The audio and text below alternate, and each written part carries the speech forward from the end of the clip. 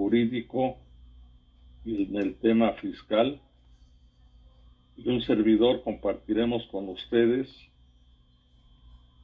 esta última plática titulada La integración de las pymes del transporte en el marco del TEMEC. Para iniciar, le cedo el uso de la palabra a la licenciada Irla Espinosa, quien es la directora de Desarrollo del Autotransporte de Canacar, para que nos inicie con esta conferencia. Adelante, licenciada. Muchas gracias. Muy buenos días a todos. Daremos inicio a esta última conferencia de nuestro segundo ciclo. Y si podemos poner la presentación, por favor. Muchas gracias. Esta conferencia la hemos titulado La integración de las pymes del autotransporte en el marco del TEMEC, y como sabemos, este nuevo tratado entre México, Estados Unidos y Canadá entró en vigor a partir del 1 de julio de este año. Y por tal motivo quisiéramos presentarle en la siguiente lámina los temas que estaremos abordando.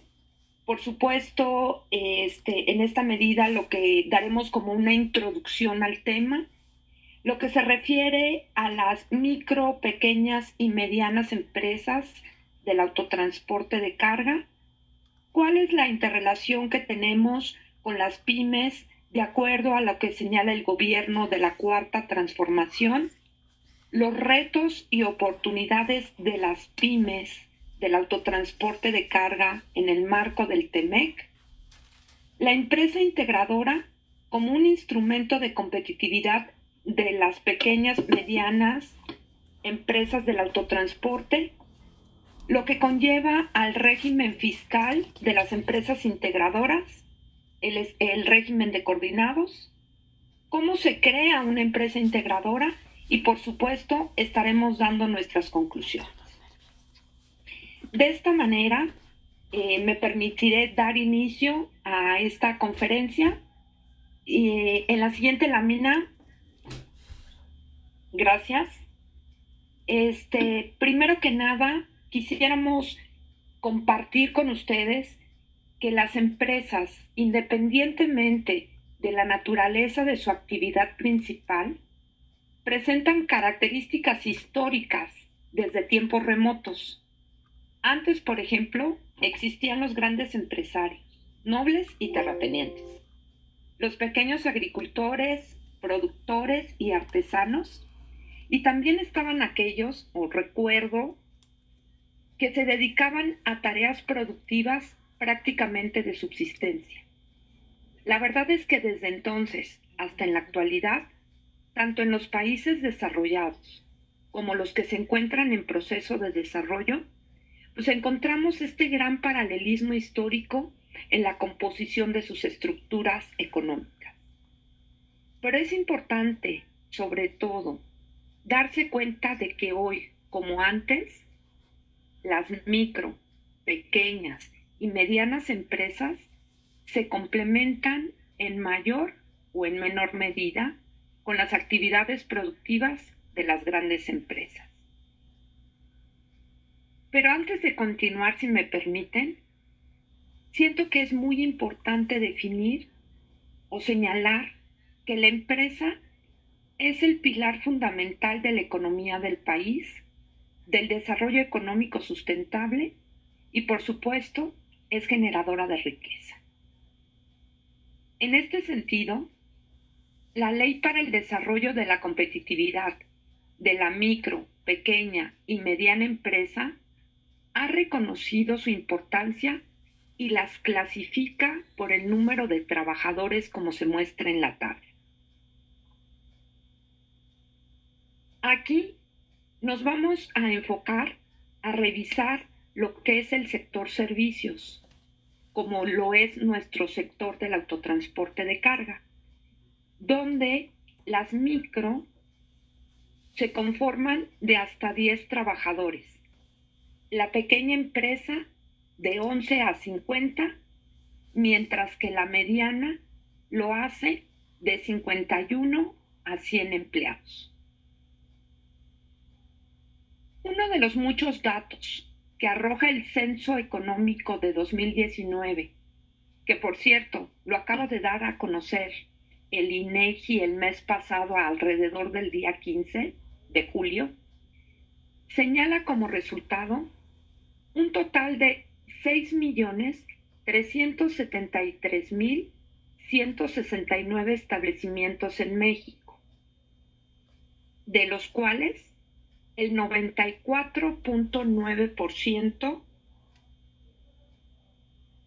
son micro y 4.9% son pequeñas y medianas empresas.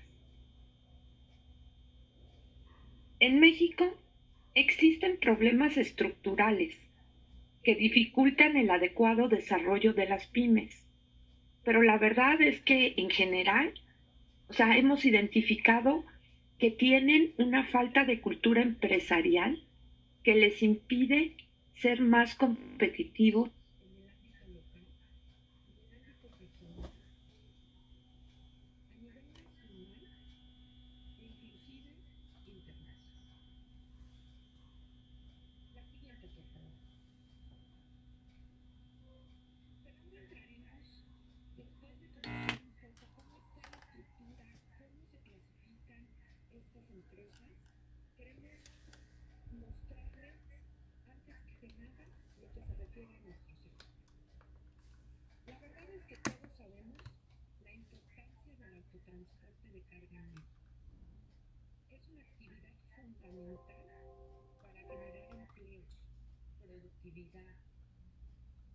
competitividad y crecimiento económico nacional.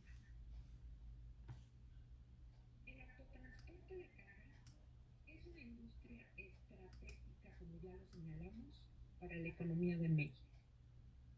Aporta al país el 3.4% del Producto Interno Bruto Nacional. Contribuye con el 51.6% del PIB logístico en México. Esto lo pueden encontrar con los datos que ha registrado el INEGI en el último año.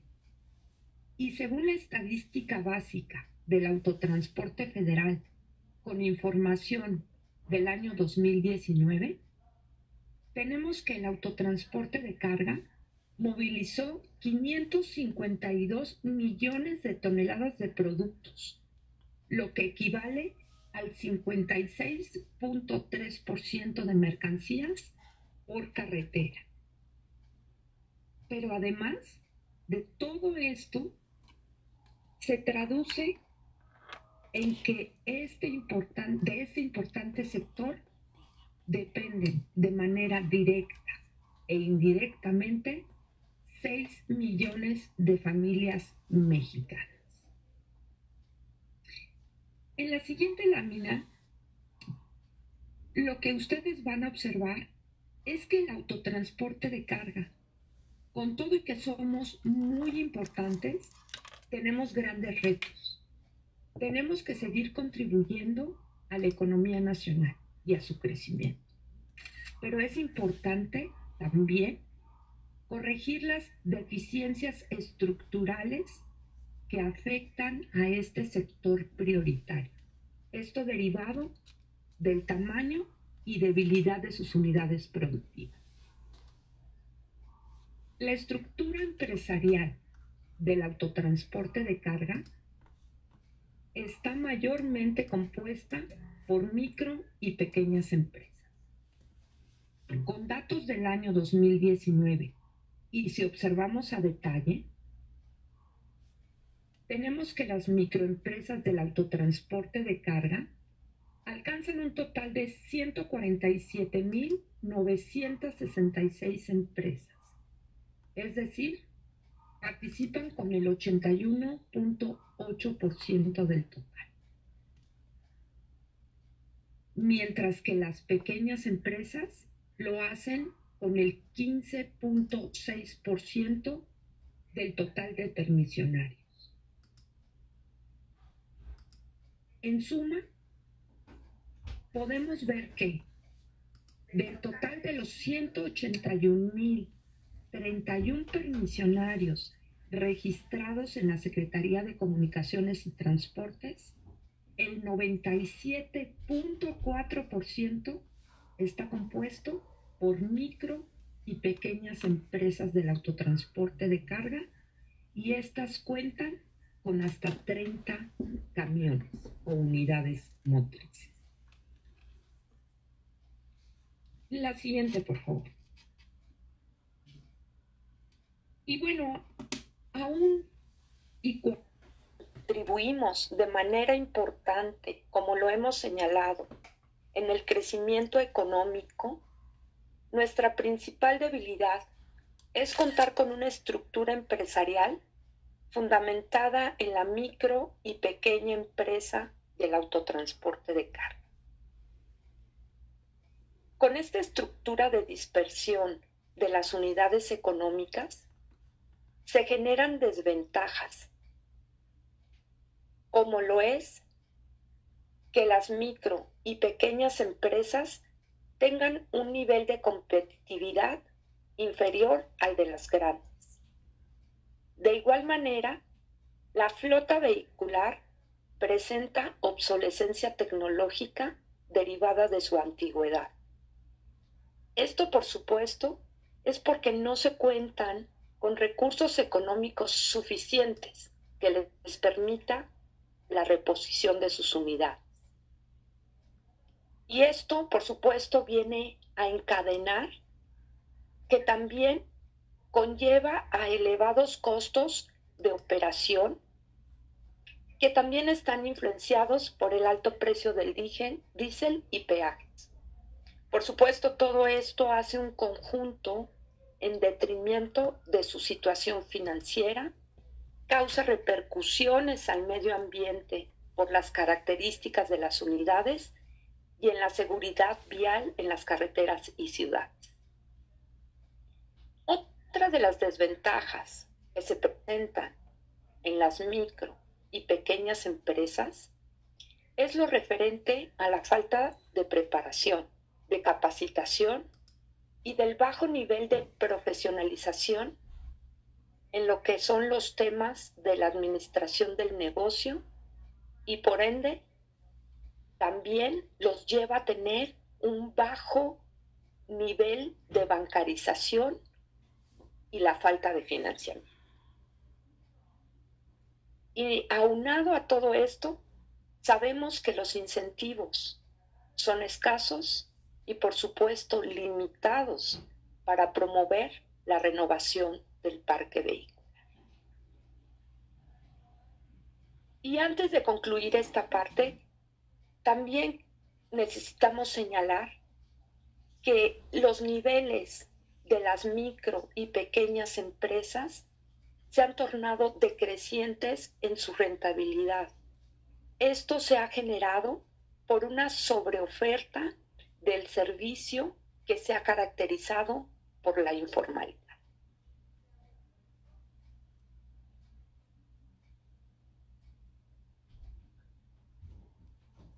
En la siguiente lámina le daré la palabra al licenciado Jorge Santander, quien nos estará explicando lo que se refiere a las pymes en el gobierno de la Cuarta Transformación. Muchas gracias. Gracias, licenciada. Muchas gracias, licenciada. Le cedemos entonces ahora el uso de la palabra al licenciado Jorge Santander. Él es el responsable del área de estadísticas de Canacar, dentro de la Dirección de Desarrollo del Autotransporte. Adelante, licenciado, por favor. Muchas gracias, maestro. Muchas gracias, licenciada. En este tercer tema, las pymes en el gobierno de la 4T, Comenzaremos hablando del Plan Nacional de Desarrollo 2019-2024. El Plan Nacional de Desarrollo se debe de entender como un documento que emite el gobierno federal en donde establece y orienta a su equipo de trabajo, que son los servidores públicos, que deberán de aplicar durante los siguientes 6 años para lograr que el país se desarrolle y los mexicanos tengan bienestar. Además, en el Plan Nacional de Desarrollo se explica de la siguiente manera todo lo referente a cuál es su plan para la reactivación económica, que tiene como objetivo que el mercado interno se fortalezca y se generen empleos productivos. Por ello, el sector público fomentará la creación de empleos mediante programas sectoriales, proyectos regionales y obras de infraestructura. Además, también pretende facilitar el acceso al crédito a las pequeñas y medianas empresas que generan la mayor parte de empleos en México. Y esto con el objetivo de, además de que estas empresas pymes sean más competitivas, también en el Plan Nacional de Desarrollo se establece que se simplificarán los requisitos para la creación de nuevas empresas. En la siguiente lámina daré paso a explicar lo que es el Programa Sectorial de Economía 2020-2024. Este programa toma como líneas estratégicas referente al Plan Nacional de Desarrollo antes mencionado. Sin embargo, define 4 objetivos prioritarios que se pretenden desarrollar en el mismo. Referente al primer objetivo, se menciona que es relevante que el país aproveche las oportunidades de adopción tecnológica y de la incursión de nuevas tecnologías en todas las empresas. Dicha transformación tendrá profundas implicaciones en todos los sectores productivos, en las industrias y la sociedad, con el objetivo de que éstas sean más competitivas al corto y mediano y largo plazo. Por parte del segundo objetivo, se menciona en este programa sectorial que es un elemento esencial para contar con mercados que fomenten la eficiencia, la creatividad de los sectores y un mayor bienestar para la población. Este elemento fundamental se le conoce como competencia. Además, en México la limitada competencia en el mercado interno está asociada con las prácticas monopólicas que ejercen algunas empresas a falta de mayor concurrencia en sectores clave. Además, también la excesiva e inadecuada regulación en los 3 órganos de gobierno impacta negativamente en la competencia económica de los mercados. En el tercer objetivo, el programa señala que para proporcionar un desarrollo económico que no se limite al crecimiento y permita construir un país con bienestar social, es indispensable incluir todos los sectores, regiones, empresas que han sido que se han quedado rezagados a través del tiempo. Para ello es importante fomentar el emprendedurismo en cada una de estas regiones con el objetivo de que las MIPYMES se sostengan y crezcan a través del tiempo, y además también en este objetivo menciona que es relevante que estas MIPYMES se incorporen al mercado formal. Por último, en el cuarto objetivo se menciona que la economía mexicana está caracterizada por su fragmentación entre regiones de alto dinamismo, en las que cada una de ellas está insertada en la economía global, debido a que, como podemos conocer en lo largo y ancho de México, cada una de las regiones se dedica a diferentes sectores productivos y además está diversificada la inversión extranjera en cada una de ellas. Por ello es relevante que estas regiones rezagadas y con bajo crecimiento y alta pobreza se fomente el desarrollo homogéneo de cada una de estas regiones. Y esto es lo que menciona en este apartado el Programa Sectorial de Economía. En la siguiente lámina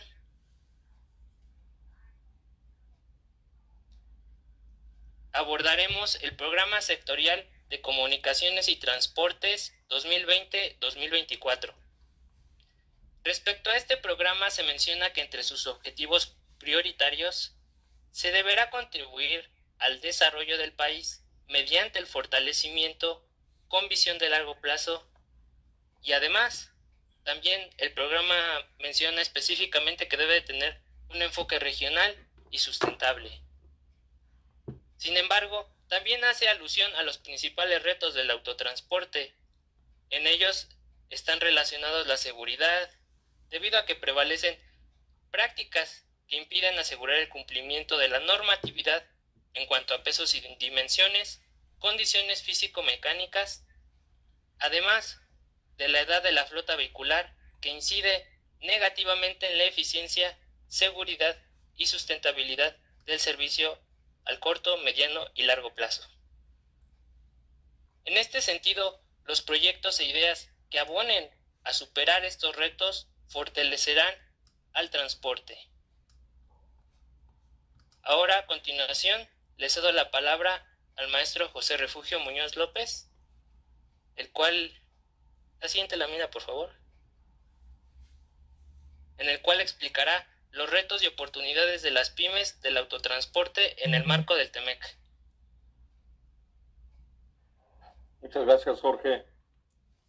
Antes de continuar con la siguiente parte de la exposición, quiero hacer un recuento de lo hasta hoy expuesto. En primer lugar, destacar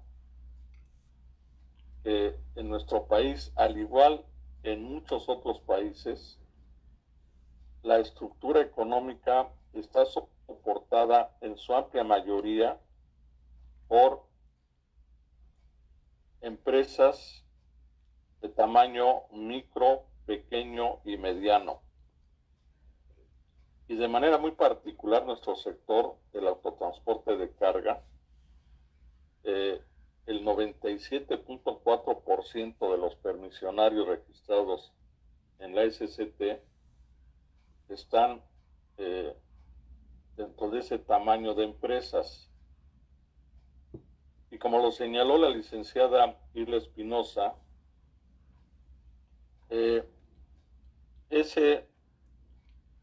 esa dispersión que existe, atomización que existe en nuestro sector,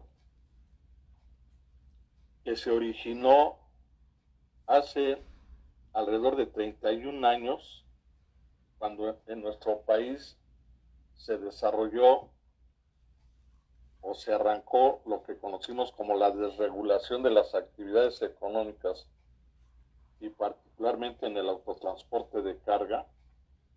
La consecuencia inmediata fue la generación de esa amplia dispersión y atomización y debilitamiento de las unidades productivas. Desde luego, eso trae consecuencias negativas hacia las mismas que ya la señaló también la licenciada Irla Espinosa. Por eso es relevante que el planteamiento que el día de hoy les vamos a hacer, consideremos esos aspectos importantes. Nuestro sector, subrayo, está integrado en un 97.4% de las empresas por el micro, el pequeño y el mediano autotransportista de carga, con las debilidades estructurales que eso implica. Pero por otro lado también destacar lo que acaba de exponer Jorge Santander,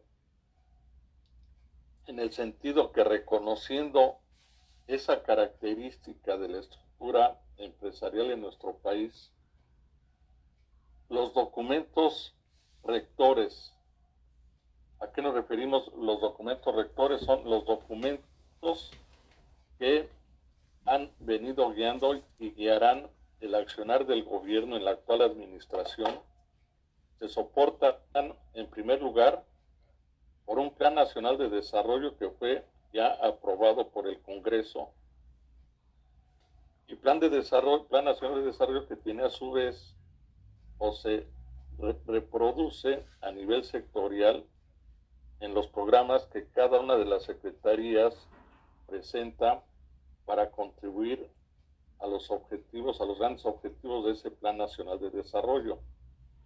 En este sentido, Jorge destaca lo que, relacionado con las micro, pequeñas y medianas empresas, establece el programa sectorial tanto de la Secretaría de Economía como de la Secretaría de Comunicaciones y Transportes. Entonces, eso es relevante desde luego, porque de ahí se van a desprender o se deben de desprender todo lo que son las acciones de apoyo, sobre todo que este gobierno tiene contemplados hacia las micro, pequeñas y medianas empresas en lo general y de manera muy especial a las pequeñas y medianas empresas del autotransporte de carga.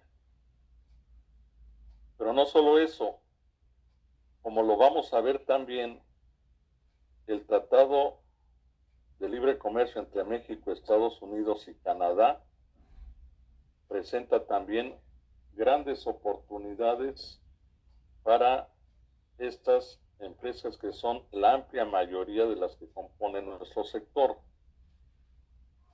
Y aquí vamos a destacar algunos elementos, algunos indicadores importantes para que todos los micro, pequeños y medianos transportistas veamos la gran oportunidad que se nos presenta también derivado de este acuerdo que entró en vigor el 1 de julio pasado.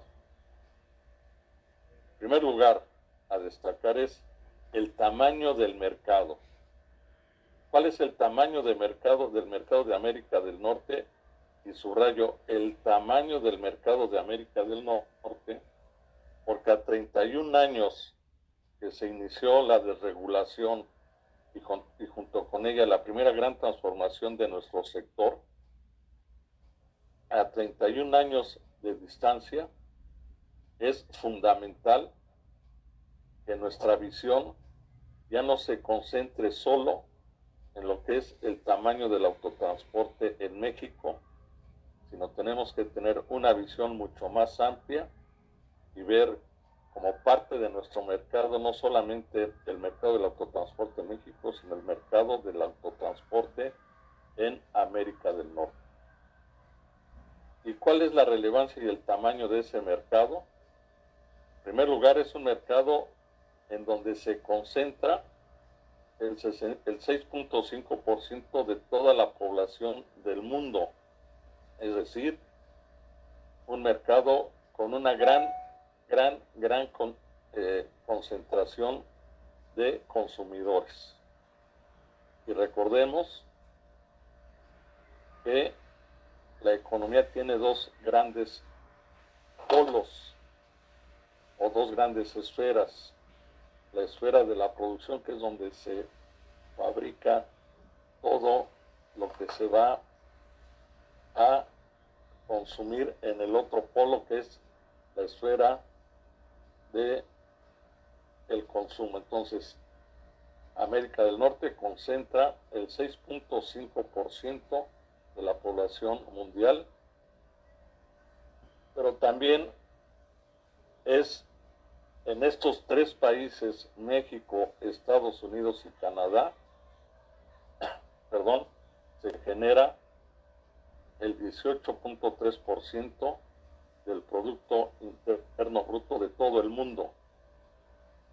Y desde luego esa característica que tiene que ver con ser una región concentradora de mucha población y generación de valor, pues desde luego atrae una cantidad importante de inversión extranjera hacia la región. El 23.1% de la inversión extranjera directa global se concentra en América del Norte. Y en estos tres países se realiza el 15.9% del intercambio comercial mundial. Ahora, concentrémonos en lo que representa el autotransporte de carga en esta región de América del Norte. El autotransporte de carga de América del Norte genera un valor de Producto Interno Bruto, solo el autotransporte de carga, de casi 24,000 millones de dólares.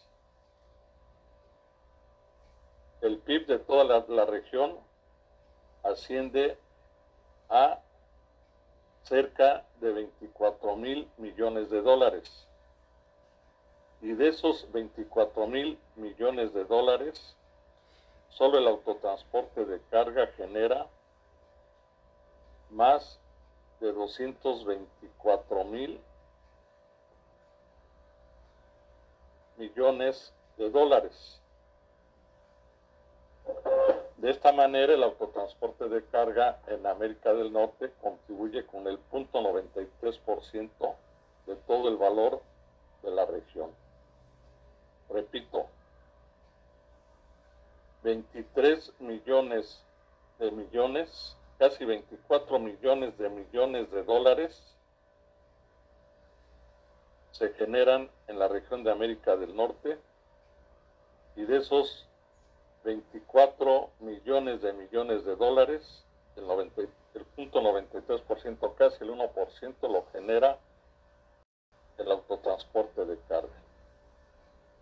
Y tratándose del autotransporte de carga mexicano, nosotros generamos el 0.14%, Estados Unidos el 0.72% y Canadá el 0.07%, es decir, México genera, el autotransporte de carga mexicano genera más valor en la región de América del Norte incluso que el autotransporte de carga de Canadá. Esa es la relevancia del mercado que tenemos enfrente. La siguiente, por favor.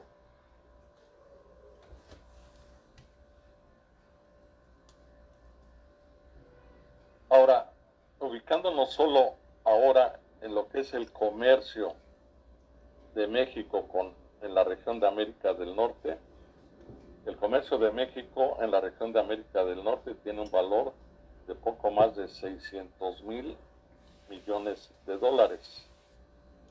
Y de esos, más de 525,000 millones de dólares es el intercambio comercial entre México y Estados Unidos. Y de ese intercambio comercial entre México y Estados Unidos, el autotransporte de carga mueve un poquito más del 83%. Es decir, el autotransporte de carga en 2019 continuó siendo el principal modo de transporte por el que se mueve el comercio entre México y Estados Unidos.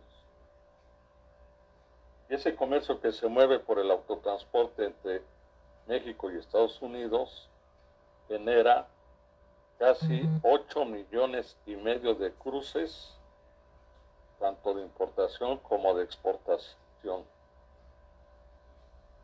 Y esto ha contribuido a que en los últimos 10 años, en lo general, el autotransporte de carga mueve en promedio más del 55% del valor promedio total del comercio exterior mexicano. Es decir, el 83.1% lo movemos entre México y Estados Unidos, el autotransporte de cargas, pero ya consideran todo lo que es el comercio exterior de México, no solamente el que tenemos con Estados Unidos, sino en general, el que entra no solamente por la frontera del norte con Estados Unidos, sino en general todo el comercio exterior que se mueve, incluyendo obviamente los puertos marítimos. El autotransporte de carga mueve alrededor un poco más del 55% del total del comercio exterior mexicano. La siguiente, por favor. Ahora, Ahora bien, comentamos que a partir del 1 de julio, nuestro país, México, Estados Unidos y Canadá, iniciamos un nuevo acuerdo comercial que ahora lleva el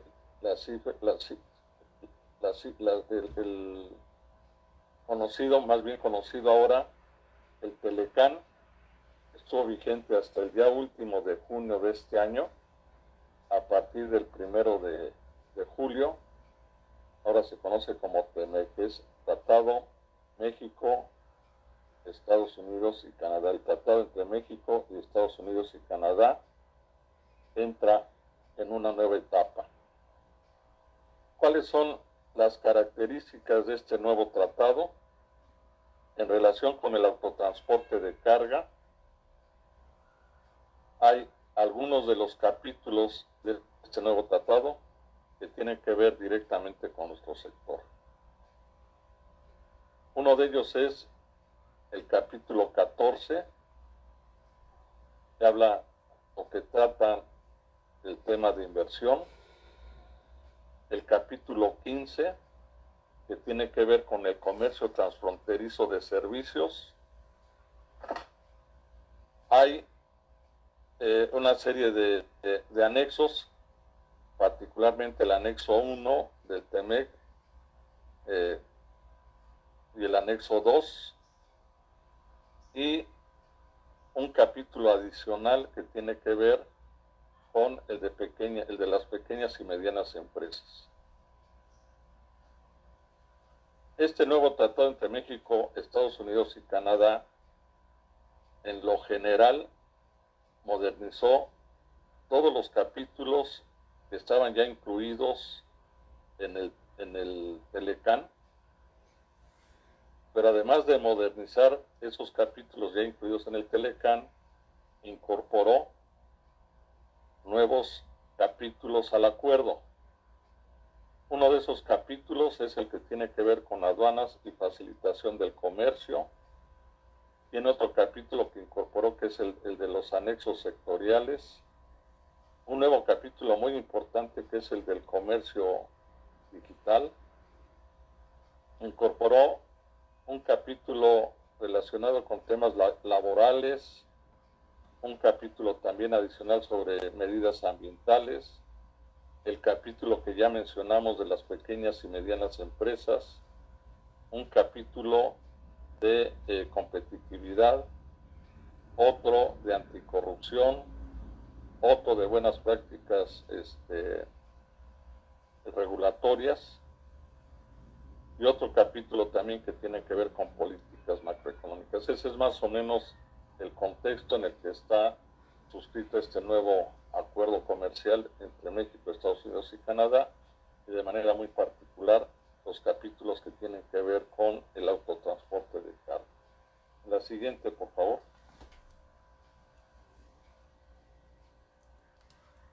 En términos generales, ¿qué plantea el TEMEC en relación con el tema de inversión en el autotransporte de carga? Los aspectos a destacar son los siguientes.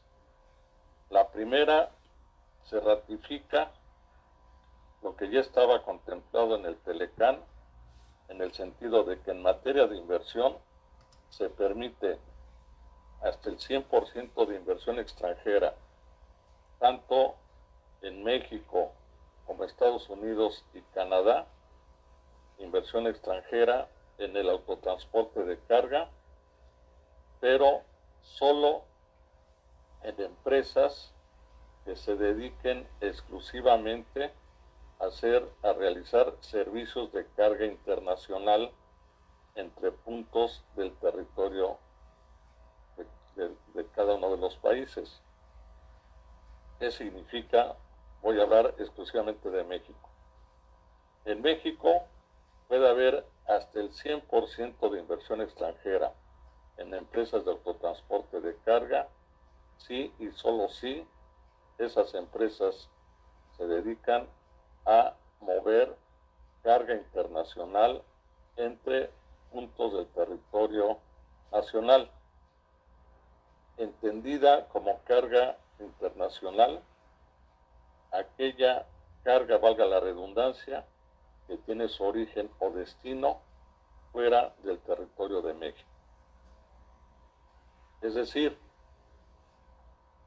los servicios de carga doméstica que comúnmente conocemos como cabotaje están reservados a empresas con inversión 100% mexicana y con cláusula de exclusión de extranjeros, excepto en los servicios de paquetería y mensajería, que tal y como los define la ley, los servicios de paquetería y mensajería se considera un servicio auxiliar al autotransporte de carga, y el reglamento establece que, tratándose de servicios de paquetería y mensajería, solo pueden utilizar vehículos de hasta 11 toneladas de peso bruto vehicular y no pueden mover paquetes de más de 35 kilogramos.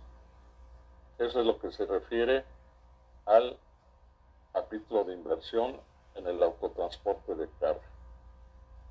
En la siguiente, por favor.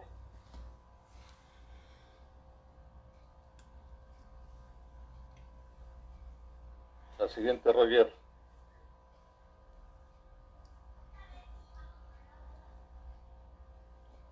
Tratándose del otro capítulo que se refiere al comercio transfronterizo de servicios, ahí se define lo que es el transporte transfronterizo. ¿Cómo se define el transporte transfronterizo?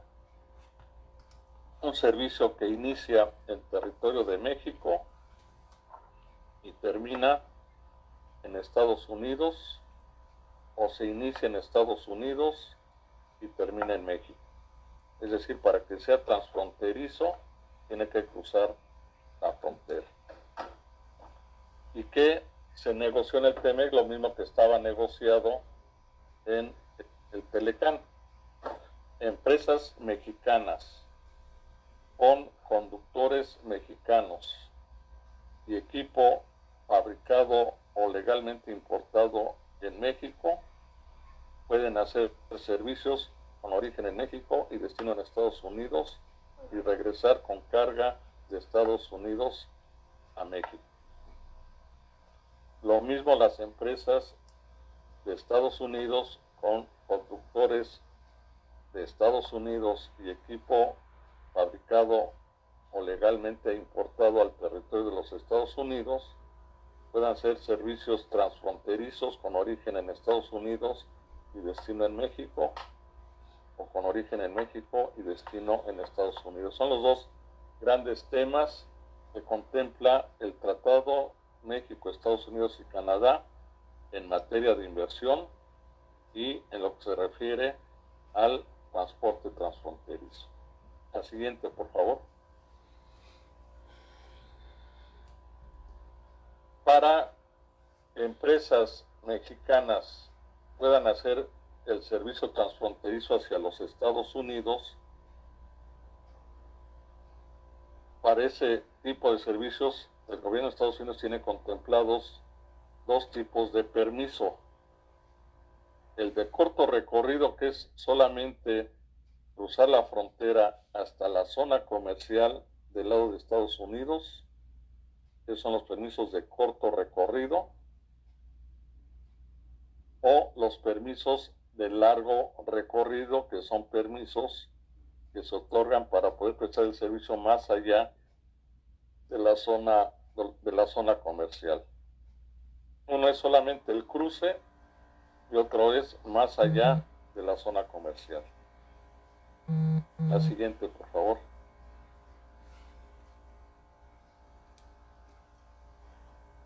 ¿Qué fue lo que sucedió en la negociación para los permisos de largo recorrido? Para los permisos de largo recorrido, Estados Unidos estableció una reserva en el llamado Anexo 2. ¿En qué consistió esa reserva que estableció el gobierno de Estados Unidos en el tratado? que valga la redundancia, se reserva el derecho de cancelar los permisos de largo recorrido que ya haya otorgado a empresas mexicanas, que hasta hoy, de acuerdo a los registros que existen, se han otorgado un total de 66 permisos de largo recorrido bajo esa modalidad a 66 empresas con 889 conductores y 875 vehículos. Entonces Estados Unidos se reserva el derecho de cancelar esos permisos que ya dio, pero también se reserva el derecho de no dar más permisos si a juicio de ellos se pueda presentar algún riesgo para los prestadores del servicio en los Estados Unidos. Tratándose de los permisos de corto recorrido, ahí no hace ninguna reserva. La reserva solo la hizo en aquellos permisos de largo recorrido. Vale la pena aclarar también que en el caso de los mexicanos, el gobierno mexicano no estableció ninguna reserva, solamente la reserva es para Estados Unidos, para los transportistas mexicanos. La siguiente, por favor.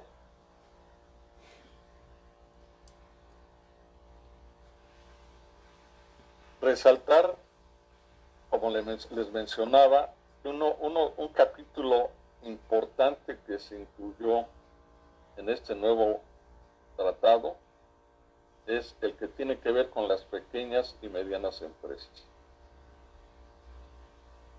A través de este capítulo, los gobiernos de los tres países reconocen el papel fundamental que las pequeñas y medianas empresas tienen en la economía de los tres países y el compromiso de los tres gobiernos de apoyar y de impulsar acciones que permitan que en este nuevo tratado las pequeñas y medianas empresas puedan ser también beneficiadas del mismo.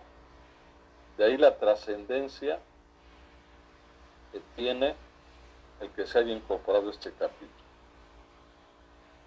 De esta manera, la siguiente, por favor. De esta manera quiero resumir esta cuarta parte de la exposición en lo siguiente. Tenemos todo el marco jurídico a nuestro favor para generar una propuesta a través de Canacar, a través de nuestra Cámara, para buscar que se definan y se implementen acciones para apoyar y fortalecer a las micro, a las pequeñas y a las medianas empresas del autotransporte de carga. ¿Cuál es ese marco jurídico adecuado? Tenemos por un lado el Plan Nacional de Desarrollo, tenemos los respectivos programas sectoriales y tenemos un instrumento jurídico también adicional, que es el Tratado México, Estados Unidos y Canadá, que tratándose de México, este tipo de acuerdos y tratados comerciales tienen un nivel jerárquico que solamente por encima de él está la Constitución. Entonces tenemos todo este fundamento, insisto, para impulsar la propuesta que el día de hoy vamos a someter a su consideración. ¿Y en qué consiste esa propuesta que hoy ponemos a su consideración para que si ustedes la ven bien, sea parte de la agenda que Canacar impulsará ante el gobierno en nuestro carácter de órganos de consulta y de interlocución del sector del autotransporte de carga, como un instrumento que nos va a permitir fortalecer y posicionar de mejor manera en el mercado a las pymes del autotransporte y desde luego que a través de ese mejor posicionamiento se puedan ver también favorecidas por este nuevo acuerdo comercial entre México, Estados Unidos y Canadá. ¿Cuál es esa propuesta? Le cedo el uso de la palabra de nueva cuenta al licenciado Jorge Santander para que nos la plantee. Adelante, Jorge. Gracias, maestro. A continuación se explicará esta propuesta, la cual consiste en la empresa integradora como instrumento de competitividad de las pymes del autotransporte. Las pymes del autotransporte de carga, para insertarse a las nuevas oportunidades del TEMEC, requieren esquemas diferentes que les permitan seguir operando y existiendo en los mercados. La empresa integradora ofrece precisamente la especialización de servicios, promueve el desarrollo regional, fomenta y aprovecha los recursos de las localidades y además impulsa el empleo. La coyuntura económica actual y comercial requiere retomar las ideas existentes y potencializarlas para que se obtengan soluciones. La empresa integradora permitirá que las pymes no trabajen aisladas ante la creciente adversidad y competencia en los mercados. Por lo tanto, este esquema de empresa integradora es retomado del INADEM por parte de la Secretaría de Economía. La siguiente, por favor.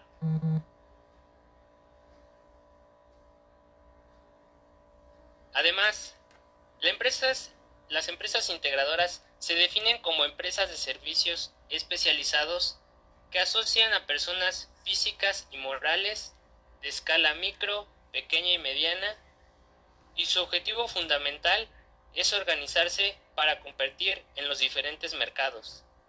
En este sentido, la empresa integradora no participa de forma directa o indirecta en el capital social de cada una de las empresas integradas, es decir, que no hay fusión de capitales de las empresas integradas con la integradora. Ahora, en la siguiente lámina, le cederé la palabra a la contadora Bárbara Pérez Vázquez para que les explique el régimen fiscal de las empresas integradoras del autotransporte de carga, coordinados. Muy buen día. Yo les presentaré el régimen fiscal de las empresas integradoras del autotransporte de carga. En materia fiscal existe la figura de una empresa integradora de autotransporte terrestre de carga, la cual es explicada por la Ley del Impuesto sobre la Renta en sus artículos 72 y 73, y se conoce como el régimen de los coordinados. ¿Qué es un coordinado? Un coordinado es aquel que integra a otra persona física o moral que se dedica al autotransporte de carga o servicios complementarios al autotransporte, y esta integración entre coordinados e integrantes forman una unidad económica que tiene objetivos en común, ya que la unidad económica es aquella que desarrolla actividades por cuenta propia o de sus integrantes. Siguiente lámina, por favor. ¿Qué es un integrante? Es aquella persona física o moral que realiza exclusivamente actividades de autotransporte terrestre de carga o complementarias a dichas actividades y tenga activos fijos o activos fijos y terrenos relacionados directamente con dichas actividades. Este esquema de coordinados es muy flexible, ya que el integrante puede ser o no ser socio o accionista de la persona moral coordinado. Esta figura de coordinado está reconocido por la norma fiscal. La siguiente, por favor. La relación contractual sirve para determinar la asignación de viajes, cómo se distribuyen los gastos y aquellas compras que se hacen en conjunto. En esta relación se identifican tres propósitos. Propósito número 1.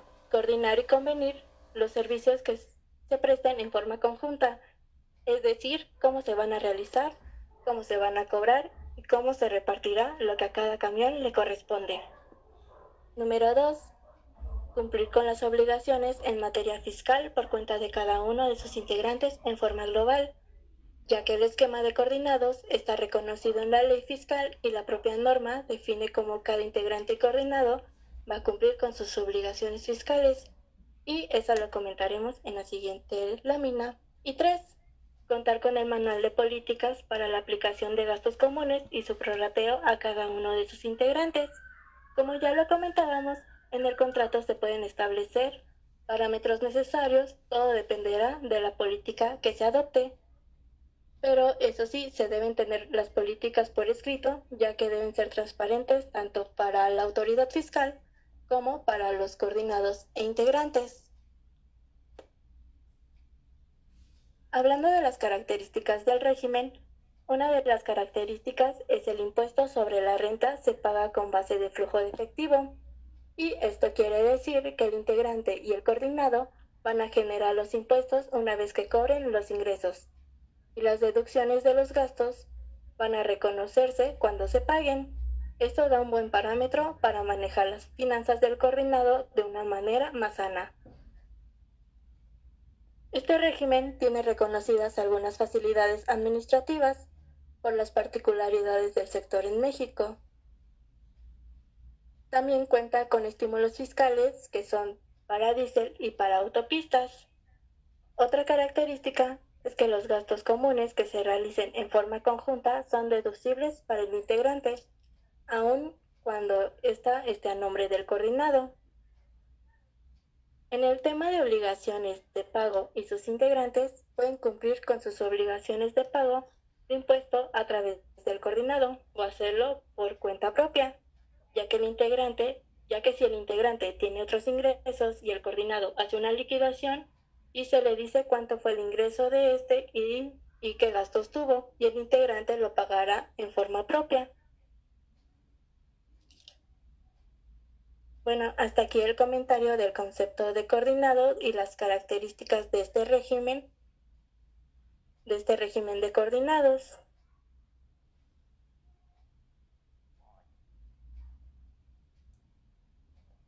Muy bien.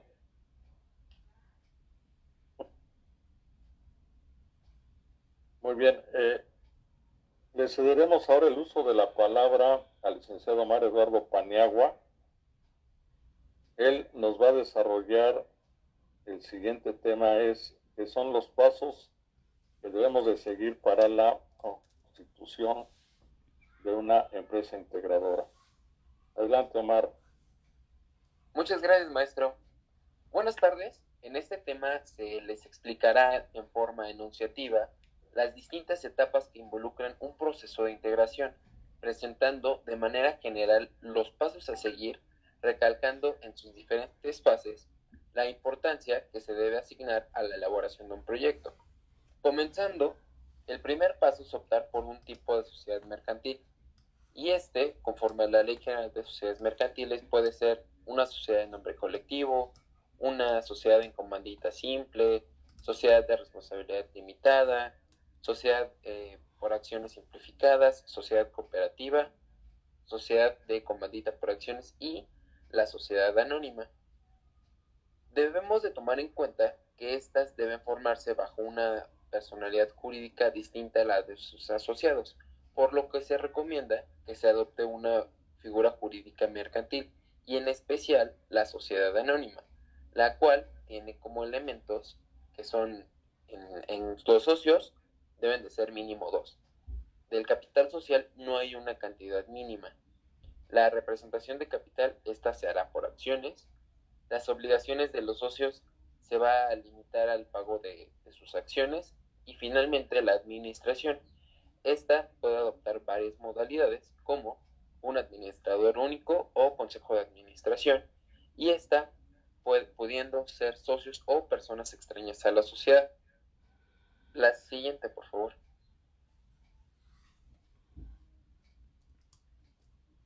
Bueno, en sus diferentes apartados se señalan estos elementos que deben conformar este proyecto. En un afán de ser indicativos y no limitativos, este alcance y los elementos que lo vayan a integrar deben de ser acordes a cada proyecto en particular. aunque cabe señalar que los puntos aquí presentados son indispensables para asegurar la viabilidad del proyecto, por lo que el siguiente paso es la creación de un acta constitutiva, comenzando con el nombre, la nacionalidad y domicilio de las personas que vayan a intervenir en la creación de esta empresa. Hay que establecer el objeto principal, que es lo que va a tener, fijar la importancia de este capital que van a aportar los socios, establecer la duración de la empresa, así como el domicilio donde se va a establecer y las actividades principales. También designar a cabo cómo se va a llevar esta administración de la empresa y nombrar quiénes van a llevar esta administración y qué capacidades puede tener cada persona sobre las decisiones de esta sociedad. También puede ser la manera de la distribución de las utilidades, un importe de fondo de reserva o las bases para liquidar la sociedad. En la siguiente diapositiva, por favor, debemos de ver cuáles son los trámites que se deben de realizar para formar jurídicamente esta empresa. El primer paso se debe de presentar a la Secretaría de Economía con el fin de solicitar el permiso para crear esta empresa, teniendo que elegir entre 5 posibles denominaciones sociales, cerciorándonos que no exista otra empresa que ya esté constituida bajo este nombre. El segundo paso es acudir ante un notario para la creación del acta constitutiva. Este documento es el que nos va a dar vida a la sociedad y en él se van a estipular los aspectos vistos en el punto anterior, como el nombre, los socios, denominación social, objetivo, tipo de la empresa, administración, control de la misma, duración, etc. El tercer paso es la inscripción ante el SAT. De este registro se va a obtener nuestra cédula fiscal y va a contener el número de Registro Federal de Contribuyente. El cuarto paso es presentarse ante el Registro Público de Propiedad y el Comercio, donde se va a inscribir a la empresa y los bienes inmuebles que la conforman, debiendo mostrar esta acta constitutiva, el RFC y el poder notarial que nos va a permitir realizar los trámites de dicha empresa. El quinto paso es registrarse ante el Instituto Mexicano de Seguro Social, porque ahí vamos a realizar las aportaciones personales a los empleados. Y finalmente, una autorización o permiso ante demás autoridades correspondientes, y este va a depender del giro de la empresa. En este caso sería de la Secretaría de Comunicaciones y Transportes, también de la Secretaría de Ecología y Medio Ambiente y del Instituto Mexicano de la Propiedad Industrial. Teniendo como estos elementos, podemos concluir que son los pasos más importantes para poder llevar a cabo esta constitución de la empresa y poder operar de manera tanto legal como formal. Hasta aquí termina mi parte de la exposición y le cedo el uso de la palabra al maestro José Refugio Muñoz López.